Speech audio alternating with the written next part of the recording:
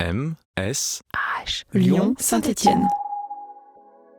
À Lyon, nous avons la chance d'avoir un réseau d'aqueducs exceptionnel, le deuxième connu après Rome et qui cumule pour le Lyonnais 200 km de canaux.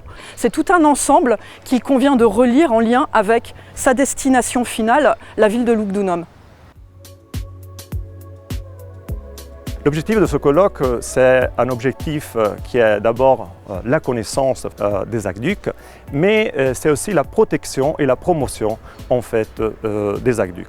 Il y a plusieurs thématiques qui seront abordées dans le cadre du colloque: les tracés, la construction et l'architecture des aqueducs, la datation des aqueducs et le rapport avec l'urbanisme, donc avec la colonie de Lyon. Donc l'objectif, c'est de réunir en fait toutes ces connaissances et d'avoir la possibilité de comparer ces connaissances avec d'autres connaissances qui viennent de chercheurs étrangers ou français qui travaillent sur des problématiques similaires aux nôtres.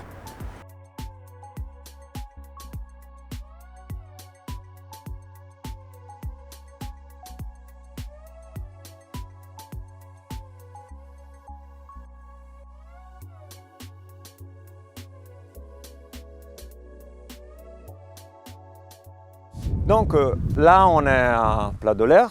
Donc vous pouvez voir derrière moi les arches de lac du Dugé.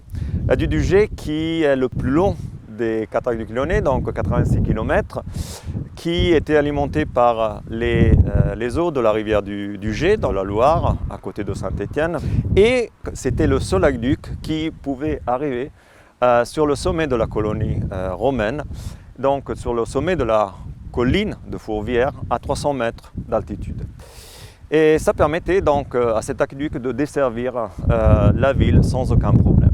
La datation aujourd'hui, donc avec les nouveaux éléments, on peut dire qu'on est entre 110 après Jésus-Christ et 138 après Jésus-Christ. Donc on est entre le règne de l'empereur Trajan et la fin du règne de l'empereur Adrien. On peut se poser la question pourquoi on a des arches ici. La condition essentielle pour amener l'eau par gravité, c'est d'avoir une pente constante et une pente qui ne soit pas excessive. Donc dans le cas de la rue du Dugé, on part d'une altitude qui est à peu près 400 mètres et on arrive à une altitude de 300 mètres. On a plus de 80 km de longueur et la pente moyenne autour de 1,3 mètres par kilomètre. Donc c'est quand même une pente assez faible mais qui était suffisante pour amener l'eau. Si vous regardez à ma gauche, vous avez un gros réservoir derrière l'arbre, vous pourrez le voir tout à l'heure, et on a un rampant.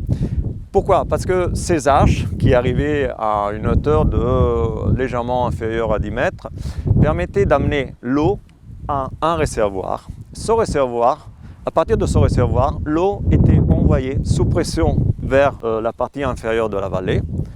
Et donc l'eau passait sur le pont siphon, dans les canalisations en plomb, et elle remontait de l'autre côté grâce à la loi des vases communicants. Et de l'autre côté, on avait un autre réservoir qu'on appelle le réservoir de fuite. Et ensuite, à partir de ce réservoir, l'eau rentre de nouveau dans le canal. Donc, on parle de Lyon comme capitale du siphon renversé. Pourquoi? Parce qu'il y en avait une dizaine.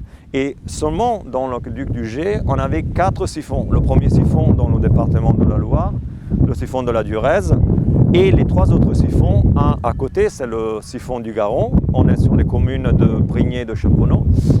Un autre siphon ici, on est dans les communes de Chaponneau et de Sainte-Foy-les-Lyons. Et le dernier siphon, c'est celui qui permettait de franchir la vallée de Trion et qui permettait aux canalisations et à l'aqueduc d'arriver au pile de la rue Roger Radisson. Et dans ce cas-là, on est plutôt dans le 5e arrondissement.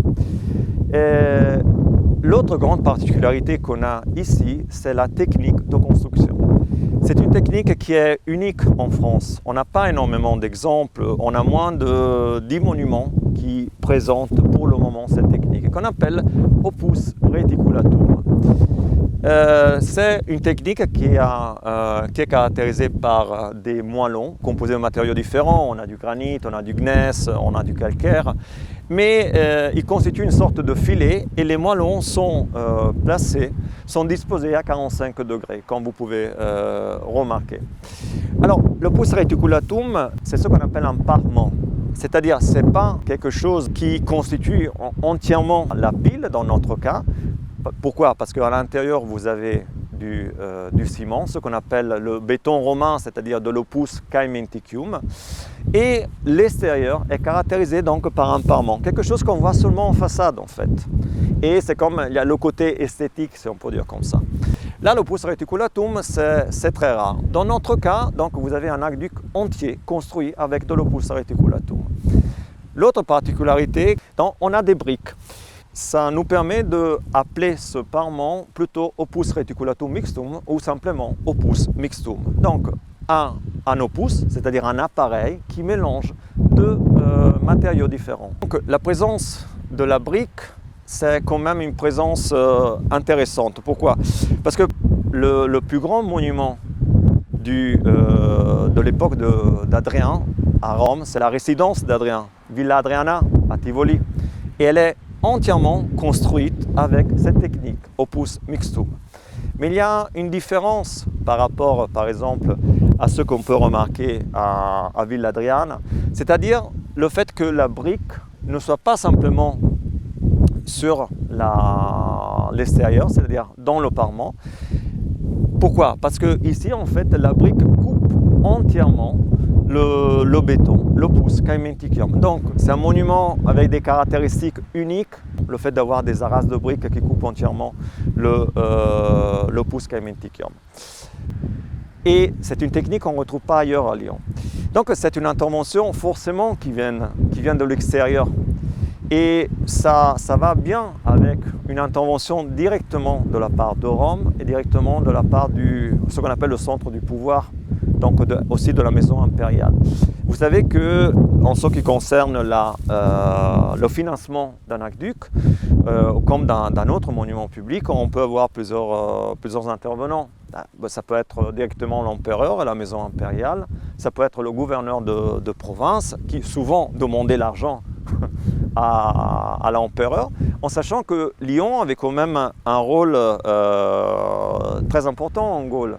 Ce n'était pas seulement la capitale d'une province, la Gaule lyonnaise, mais il y avait aussi certains services liés à l'administration et aussi liés au culte impérial. Il suffit juste de penser au sanctuaire des Trois Gaules sur les pentes de la Croix-Rousse. Et donc sûrement, le rôle de Lyon, c'était un rôle particulier à l'intérieur des Trois Gaules qui peuvent bien en fait justifier aussi ce type d'intervention. D'autres financeurs, vous pouvez avoir bien sûr les magistrats de la ville, comme vous pouvez avoir des particuliers, ce qu'on appelle des évergettes. Et dans ce cas-là, ils faisaient du bénévolat, mais ils faisaient aussi, comment vous dire, leurs intérêts. Pourquoi? Parce que c'était la façon la plus facile pour se faire élire éventuellement aux magistratures de la ville. Donc, je vous offre quelque chose, il faut de retour voter pour moi. Et donc, vous pouvez avoir aussi des statues, d'autres choses très intéressantes, d'autres très chouettes à l'époque romaine. Donc, une autre particularité, c'est le fait d'avoir un module de briques qui est assez particulier. Le bipédale, c'est-à-dire des briques de 60 cm par 60 cm, bipédale, c'est-à-dire 2 pieds, donc 2 pieds par 2 pieds, 60 par 60. Et dans ce cas, en sachant que normalement les bipédales sont utilisées dans les thermes, mais par exemple dans les suspensurae, dans les hippocaustes. Et pas si souvent que ça dans les constructions. Mais on remarque bien que, surtout au IIe siècle après Jésus-Christ, on retrouve ce module dans les constructions, dans les arcs de tête, comme par exemple ici. Et on a pas mal de ponts routiers ou de ponts aqueducs ou des arches qui montrent ce type de module en fait en Italie. Je trouve que c'est intéressant de comparer les grandes villes comme Lyon ou d'autres villes de la péninsule ibérique où ils ont les Romains ont construit plusieurs aqueducs pour garantir l'approvisionnement en eau de la ville. C'est quand même des infrastructures complexes et arriver à construire 4, 5 aqueducs comme on a à Lyon ou comme on a dans les capitales de province en Espagne, ça a demandé un grand effort économique et un grand effort pour la population. Alors je crois que c'est quelque chose de très intéressant et un élément de comparaison entre différents territoires de l'Empire romain.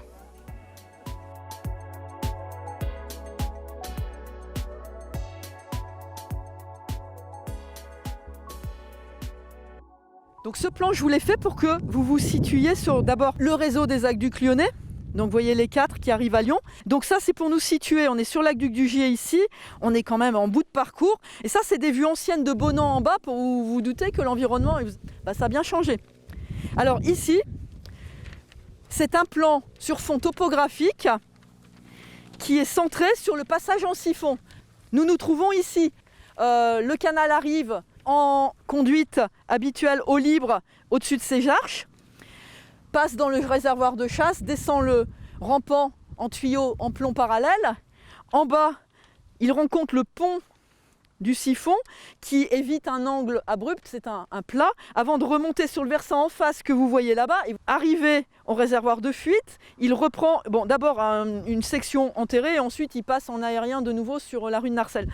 Alors le réservoir de chasse, vous voyez ce qu'il en reste là. Le réservoir de fuite, il est localisé parce qu'il y a plusieurs décennies, les travaux d'une maison l'ont mis à jour. Puis, grâce à Jean Burdi, encore une fois, et à Jean Collat, vous avez des chiffres en début et en fin de siphon qui sont les points kilométriques et les altitudes connues au départ et à l'arrivée. Vous voyez, il y a une perte de charge, etc.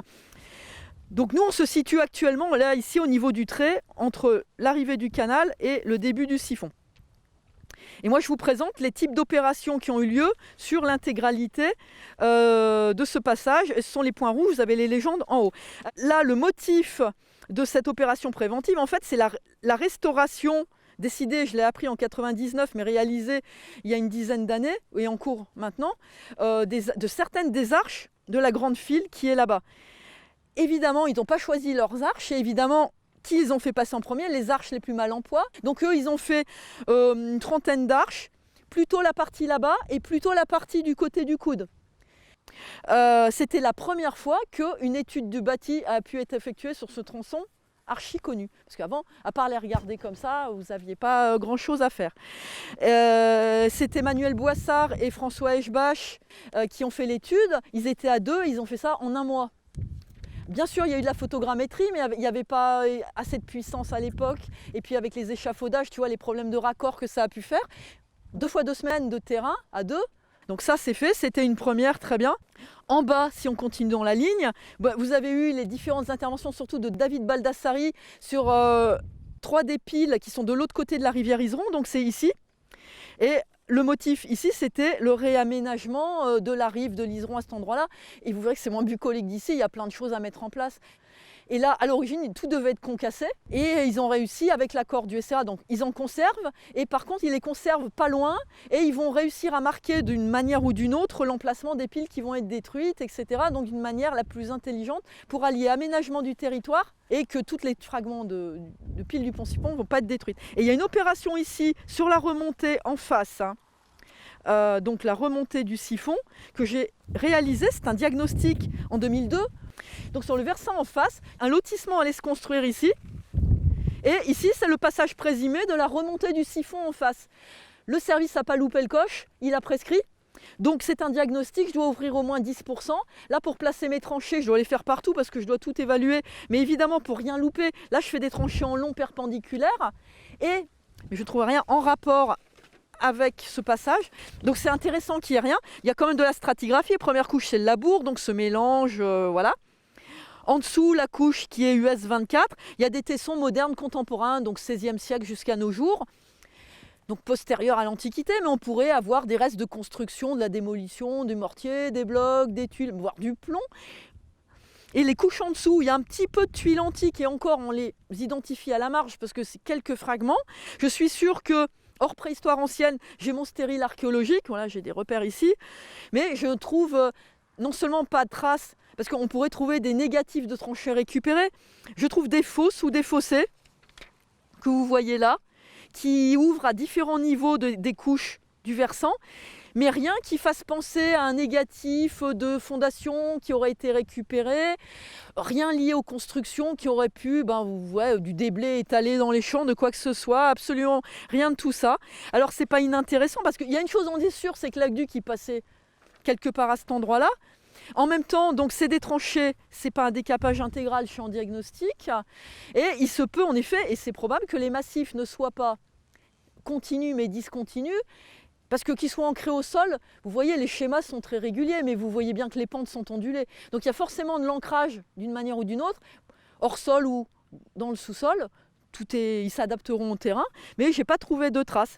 Peut-être qu'il y avait quelque chose là, ou peut-être pas. Après, il y a aussi le problème de l'érosion. Peut-être tout a débaroulé sur la pente. Mais comme j'ai quand même, je dis ça pour mes collègues qui me comprendront bien, une suite stratigraphique pour pas être extrême, et je ne comparais pas à Vienne, mais qui est quand même un peu développée avec une logique stratigraphique en chronologie, je me dis qu'il y a forcément de l'érosion, mais elle n'est pas massive. Donc, que je sache, sur les aqueducs lyonnais, c'est la seule fois où on a diagnostiqué sur le chemin d'un siphon. Alors, négatif mais passionnant, et il en faudrait d'autres. Et pour ça, comme on est en préventive, il faudrait des travaux, mais on n'en a pas, etc. Et en programmé, on a tous 10 000 idées à faire, et voilà. Et les derniers types d'opérations, ce sont les mémoires universitaires, là par exemple générées par Aldo Borlinghi, pour les M1, Master 1, Master 2, et vous avez entendu au colloque, Laurie Danielou et Kylian Blanc-Venturini, sur 2 sujets, l'apport des archives et l'étude des élévations et des réparations, à la fois sur le pont du siphon de Bonan ici et sur le siphon précédent qui est sur le Garon. Et là, vous avez entendu également le travaux et la présentation de mes collègues. Donc voilà un aperçu rapide des types d'opérations, un état des lieux de ce qui a été fait sur cette section et du passage en siphon. Eh bien, le rôle du service régional de l'archéologie et plus globalement de la direction régionale des affaires culturelles, qui dépend du préfet de région, c'est de conserver le patrimoine archéologique, de l'étudier et également de le valoriser. Déjà, il y a la question d'étudier, de répertorier l'ensemble de ces vestiges, déjà ceux qui sont connus, de les inscrire dans la carte archéologique nationale pour qu'on sache le plus précisément possible où ils sont, pour pouvoir les protéger, pour en assurer la conservation, la restauration, pour qu'ils sont parvenus jusqu'à nous, ils ont déjà 2000 ans, qu'ils subsistent 2000 ans de plus. Déjà, ce sera déjà pas mal.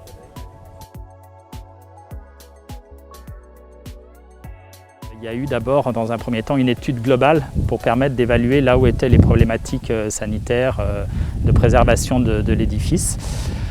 Cette étude a débouché sur différentes phases de travaux. Alors là, on est assez bien positionné parce qu'on a 3 éléments assez différents face à nous. Il y en a une partie qui est des parties qui n'ont pas été restaurées jusqu'à présent. Donc toute la partie qui est à droite, le rampant n'a pas été restauré. Une partie qui a été restaurée il y a 7 ou 8 ans. Et une partie qui a été restaurée d'une façon qui, pour moi en tout cas, est discutable. Voilà. Donc en gros, il y a 3 sujets assez différents. Pour les problématiques initiales, donc les gros soucis qu'on rencontre globalement sur l'aqueduc du Gier, sur les sections qui sont au plat de l'air, c'est la problématique des panneaux de réticulés, donc le parement de façade qui a tendance à se détacher en fait, de son support. Et ça, a priori, c'est beaucoup lié au fait au dispositif constructif, c'est qu'on pense qu'à l'origine, on montait les murs de parement progressivement et on remplissait le milieu. Et en fait, les réticulés sont en forme de pointe, un petit peu de clou. Donc on a quand même du mortier qui les relie à la maçonnerie centrale, mais ça n'est que du mortier. Donc il n'y a pas d'ancrage profond en fait, du parement dans la masse centrale de l'édifice. Donc ça, la conséquence, c'est que quand on commence à avoir des phénomènes de ruine, on a les mortiers qui ont tendance à se désagréger.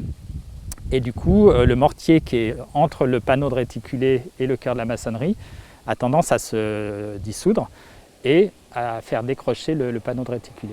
Donc ça, c'est un des gros soucis. L'autre souci qu'on a, c'est qu'il y a un phénomène d'érosion par le sol. On le voit bien sur les premières piles là-bas. c'est que petit à petit, en fait, le réticulé, c'est par le bas qui commence à se décomposer. Et petit à petit, ça gagne le haut et on perd de plus en plus de réticulé. Donc un des enjeux dans la première section qui a été restaurée ici, c'était de reconstituer en fait la base des piles pour donner un support à tous les éléments qui étaient conservés. Donc en fait, on voit qu'à l'intérieur de la base des piles qui sont face à nous, il y a des parties anciennes et des parties modernes. Donc ça aussi, il y a eu une grosse réflexion pour savoir jusqu'à quel point on distinguait les parties anciennes des parties modernes. Donc là, le parti pris a été de dire on ne veut pas que ça se voit comme le nez au milieu de la figure, mais c'est plutôt faire en sorte que quelqu'un qui veut savoir qu'est-ce qui est ancien et qu'est-ce qui n'est pas ancien, il peut arriver à le voir. Donc en fait, les pierres sont légèrement différentes des pierres originales et donc ça permet à quelqu'un, je dirais, d'averti et d'encadrer, d'arriver à comprendre ce qui est ancien et ce qui est moderne. Mais en tout cas, le grand intérêt de ça, c'est que ça permet à des endroits où le réticulé est prêt à tomber de le soutenir par-dessous et d'éviter le phénomène de sape à la base de l'édifice. Donc ça, c'est un des gros sujets. Le deuxième gros sujet qui avait été traité, on le voit sur la partie qui est là-bas, c'est la rase. Parce que la ruine, son plus gros problème à la base, c'est de ne pas avoir de toit. Donc après, il y a eu des tas de projets de se dire, est-ce qu'il ne faut pas mettre des toits, par exemple. Donc ça aurait pu être un projet de construire des abris sur toute la longueur de l'aqueduc. Après, l'impact, je dirais, visuel sur l'édifice serait assez traumatisant. Donc c'est un choix qui n'a pas été fait. Il y a eu cette hypothèse là qui a été faite, donc qui on pense date des années 1930, donc les petites tuiles là qui couvrent régulièrement la rase du mur. De la même façon, ça on trouve que ça a un impact fort sur l'édifice parce que ça donne à penser que c'est un élément de l'architecture d'origine, alors que ce n'est pas le cas. Donc ça pareil, c'est un élément qu'on a plutôt tendance à faire disparaître aujourd'hui dans les rénovations qui se font aujourd'hui. Donc on est plutôt sur le fait de trouver des mortiers de couverture qui ont une forme d'étanchéité et qui permettent de limiter les entrées d'eau à l'intérieur de la maçonnerie. Alors j'ai parlé d'enduits un peu étanches, c'est un vrai sujet, le mortier et les enduits utilisés sur un site comme ça, parce qu'on a à l'origine le mortier romain et du mortier à base de chaux. Donc ça c'est un des grands développements de l'architecture romaine, c'est d'avoir inventé la maçonnerie. Si on compare avec l'Antiquité antérieure, les Grecs ils construisaient avec des blocs de pierre superposés. Les Romains ils ont construit de la maçonnerie. C'est-à-dire qu'une des grandes gageures de la construction romaine, c'est construire des édifices gigantesques avec des tout petits morceaux. Là on voit les plus gros morceaux qu'on a ici sont des morceaux qu'on tient dans la main. Les morceaux de la base de construction. Donc ça c'était un avantage énorme parce qu'on n'avait plus à transporter d'énormes blocs de pierre. Et du coup par exemple sur un site comme Chaponneau, ils ont eu qu'à creuser dans le sol et à récupérer la pierre qu'il y a sous terre pour construire l'édifice. Alors pas tout, mais 90% en fait de la matière de construction vient du site même. Parce qu'en fait c'est tout le blocage intérieur, donc c'est toutes les pierres, c'est une sorte de schiste de gneiss qui est la pierre qui est à l'intérieur de la maçonnerie, qui est un peu grise et qui est vraiment la pierre locale d'ici. Donc en fait la majorité de la matière de construction venait proprement du site. Alors par contre quand on avait besoin de pierre d'un peu meilleure qualité, parce que c'est une pierre un peu médiocre, on allait la chercher plus loin. Il y a différentes provenances pour les pierres qui étaient utilisées pour l'aqueduc du Gier, mais tout ce qui est réticulé, on allait les chercher un peu plus loin, voire très loin, à Lucenay ou à d'autres endroits qui sont plus éloignés de la ville de Lyon, mais qui sont reliés par les fleuves notamment au site de l'aqueduc du Gier. L'autre élément qui est la brique, a priori n'était pas fabriqué non plus sur place. Donc ça c'est aussi, il y a encore beaucoup de recherches sur la question de la brique, beaucoup d'interrogations sur la façon d'où venait la terre, est-ce qu'elle était à proximité, est-ce qu'elle venait de loin. Ça c'est des éléments pour lesquels on a peu d'informations à ma connaissance aujourd'hui. Dans l'avantage. Donc je m'arrête ici juste pour vous faire remarquer une partie bien restaurée de notre aqueduc. Et ils ont fait ça comme partie de ce grand projet de Chaponneau, parce qu'ici on avait au début 92 haches et il reste 72. Et donc ils sont en train, à un prix de des millions d'euros, des dizaines de millions d'euros, de restaurer toute cette partie de l'aqueduc. Et on voit très bien ici deux choses intéressantes. On voit l'intérieur du canal avec ce fameux tuyau, avec le mortier et le brique concassé, et qui était la couche d'étanchéité. Et c'est vrai que je peux demander à Jean-Claude, quand on fouille et on trouve une partie qui n'a jamais vu la lumière du jour, c'est très rouge quand on trouve pour la première fois. Et ça, c'est la couleur après être exposé à la lumière. Et ici, juste en face de nous, il y a une sorte de petite cheminée et ça représente un regard, un trou d'homme pour descendre dans le canal, pour nettoyer et entretenir le canal. Et tout le monde dit qu'il y a des regards tous les 77 mètres le long de l'aqueduc. Pourquoi 77 mètres? C'est plutôt 240 pieds romains. Et vous savez déjà, ou vous avez appris cette semaine peut-être, que l'aqueduc était à 95% enterré. Donc il fallait absolument avoir ces trous d'hommes pour descendre dans l'aqueduc. Il y a des parties très profondes. À Mornon, par exemple, il y a un tunnel sous la ville de Mornon avec une profondeur maximale de 25 mètres. Et donc, quand on trouve, il y a un petit regard sur un parking et on peut laisser tomber un caillou et compter les secondes pour 25 mètres. Et donc, il faut expliquer que la mise en valeur de l'aqueduc est partagée entre 3 associations et un syndicat. On va parler du syndicat un peu plus tard, mais on a deux présidents ici, le président des Forêts Jarret, qui s'occupe de la partie Loire de l'aqueduc. On a moi de Garome, et on s'occupe principalement dans notre petit livret des derniers 8 km entre Chaponneau et Fourvière. Et on propose 2-3 fois par an, pas cette année malheureusement, mais 2-3 fois par an d'habitude, des visites guidées de balades entre le musée de Fourvière et la file d'arche ici à Chaponneau. Mais l'idée est de faire, on a déjà fait pour la plupart, on a cette carte maintenant du SIAG, de faire un sentier pédestre tout le long de l'aqueduc, un jour à partir de Saint-Chamond, mais à présent à partir de Saint-Maurice-d'Agrois, qui est limite Rhône-Loire. Et donc ce sentier pédestre, il faut dire, il y a des petits problèmes de traversée de propriété privée. Donc il y a des détours. On ne suit pas toujours exactement l'alignement de l'aqueduc. Mais c'est intéressant parce que si on est un bon randonneur, 43 km, on peut faire en 2 jours. C'est un peu comme le chemin de Saint-Jacques. On fait 25 km par jour, je crois, pour le chemin de Saint-Jacques.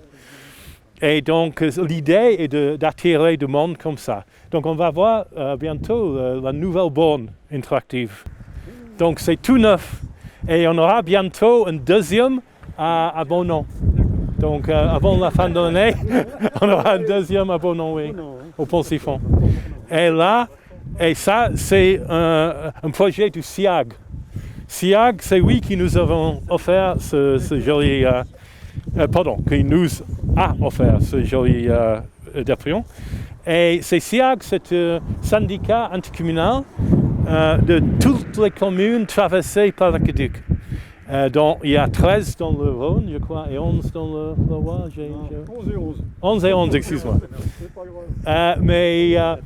Et donc, ce n'est pas pour les archéologues, c'est pour les administrateurs, c'est pour les élus. Et donc, ce n'est pas du tout une équipe archéologique, c'est plutôt pour les travaux, le financement, des choses comme ça. Et donc, un grand projet, comme je viens de dire, était de faire cet acheminement tout le long de l'aqueduc. D'abord avec des panneaux comme ça, des panneaux traditionnels comme ça, mais avec le texte bilingue, un texte en anglais et un texte en français. Et c'est moi qui est le traducteur. Et je dis toujours pour taquiner Aldo, si je ne suis pas d'accord avec quelque chose qu'il a dit en français, je change le texte en anglais.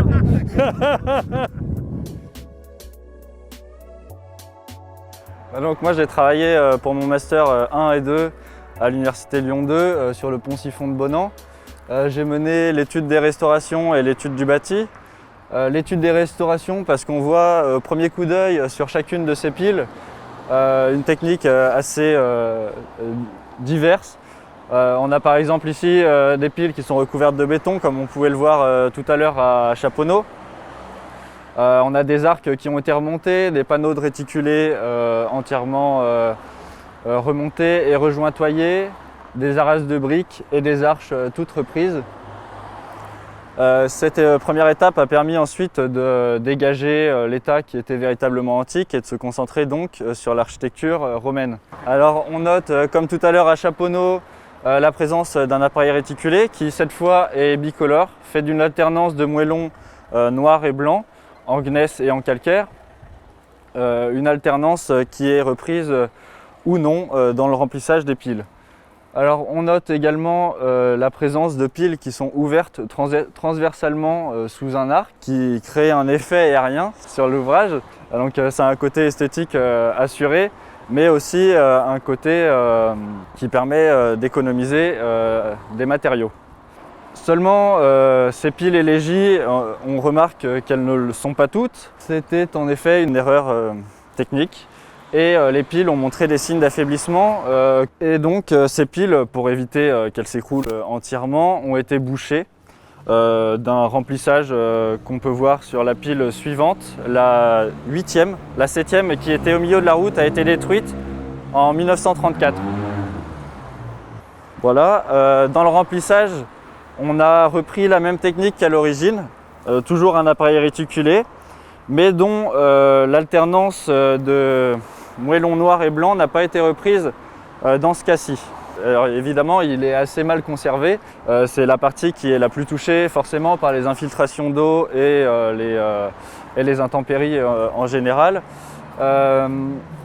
Il est plus large que le réservoir qu'on a vu en haut. On imagine que les tuyaux donc, étaient installés peut-être entre deux murets, ou en tout cas qu'il y avait un chemin d'accès pour leur inspection. Dans tous les cas, c'est très difficile de le remarquer puisque l'ensemble a été recouvert au XXe siècle de béton. Dans la partie à l'est, des gouttières ont même été creusées à l'intérieur pour l'évacuation des eaux et les arcs ont même été percés également de trous, toujours pour permettre aux eaux de circuler. En 2018, nous avons présenté un dossier et nous avons été lauréats de la mission Berne, donc mission patrimoine. Et avec la subvention de 97 000 € que nous avons eue de par cette mission, ce prix, enfin cette sélection, eh bien, nous avons vu avec Archipat, Laurent Vollet, architecte du patrimoine, et nous avions évidemment un diagnostic sanitaire de l'ensemble du Pont-Siphon de Bonan qui datait de 2012. Et Laurent Vollet a refait un audit et nous a dit que l'urgence était bien sur les fondations des piles ouest où l'érosion faisait que ces piles, il y avait des sous-cavations, que les matériaux qui constituent la fondation de l'aqueduc étaient en train de partir parce qu'il y avait eu des excavations, le terrain avait été creusé au début du XXe siècle pour des constructions et donc l'édifice menaçait de basculer dans une propriété privée, donc dans laquelle nous sommes. Donc il y a eu déjà un nettoyage, le talutage a été refait donc en rapportant de la matière. Et ensuite, 2 murs en béton ont été construits. Donc ces murs de soutènement ont pour objet de tenir les matériaux, la terre qui a été rapportée. Alors après, il fallait que ces murs en béton s'accordent avec le décor de l'aqueduc. Et là, il a été choisi d'attaquer. Il y a eu des tests de fait sur le site de l'entreprise qui était de Firminy, donc dans la Loire. Et donc on a fait des tests avec un Karcher entre guillemets, je ne sais pas si c'est la marque Karcher, mais peu importe, donc qui projette de l'eau à très très haute pression, à 2000 bars, de façon à désagréger la couche superficielle du béton et à faire apparaître les cailloux qui constituent le mur. Donc voilà, vous avez le résultat devant vous. Voilà, donc voilà pour cette tranche de travaux. Actuellement, nous sommes sur une nouvelle tranche de travaux sur les arches 8 et 9, donc pile 8, 9, 10. De l'autre côté, l'étude est faite. Nous allons passer les marchés, sélectionner les entreprises d'ici la fin de l'année. Pendant l'hiver sera consacré à fabriquer les briques, parce qu'il y a des briques bipédales qui sont très difficiles à fabriquer. Et ensuite, les travaux devraient commencer au début au printemps, quand il n'y aura plus de gel, pour que le mortier de chaux puisse être travaillé. Et ces travaux se termineront à la fin de 2021. Voilà donc pour ce que nous faisons pour la sauvegarde du Pont Siphon de Bonan.